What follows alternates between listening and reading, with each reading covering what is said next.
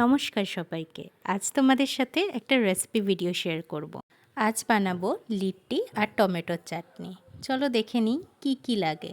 প্রথমে একটা বাটিতে ছাতু নিয়ে তাতে একে একে পেঁয়াজ কুচি, লঙ্কা কুচি, রসুন কুচি, আদা কুচি, নুন, কালো জিরে, জোয়ান, আচার আর আচারের তেল আর সামান্য সর্ষের তেল দিয়ে ভালো করে মেখে নিতে হবে। এমনভাবেই মাখবে যাতে যেন ঝুরঝুরে হয় জিনিসটা। আমি আরেকটা জিনিস বলতে ভুলে গিয়েছিলাম, সেটা হচ্ছে পাতিলেবুর রসও দিয়েছিলাম যাতে চটপাটা ব্যাপারটা আসে। তারপর সব উপকরণগুলোকে ভালো করে মিক্সড করে নিতে হবে। আর তার আগে আমি আটা মেখে রেখেছিলাম, যেমন নর্মালি রুটি মাখার আটা মাখা হয় সেরকমই মেখে রাখবে। তারপর একে একে আমি সবগুলোর পুরটা ভরে নিয়েছি আর সবগুলো রেডি করে নিয়েছি ভাজার জন্য। আর লিট্টির সাথে খাওয়ার জন্য আমি বানাবো হচ্ছে টমেটোর চাটনি। তো প্রথমে টমেটোগুলোকে ভালো করে সেঁকে নিয়েছিলাম।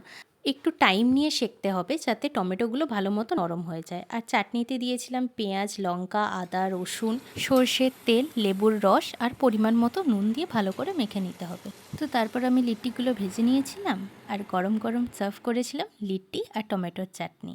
খেতে দুর্দান্ত হয়েছিল। তোমরা পারলে অবশ্যই একবার ট্রাই করো বাড়িতে। আর কেমন হলো আমাকে জানিও।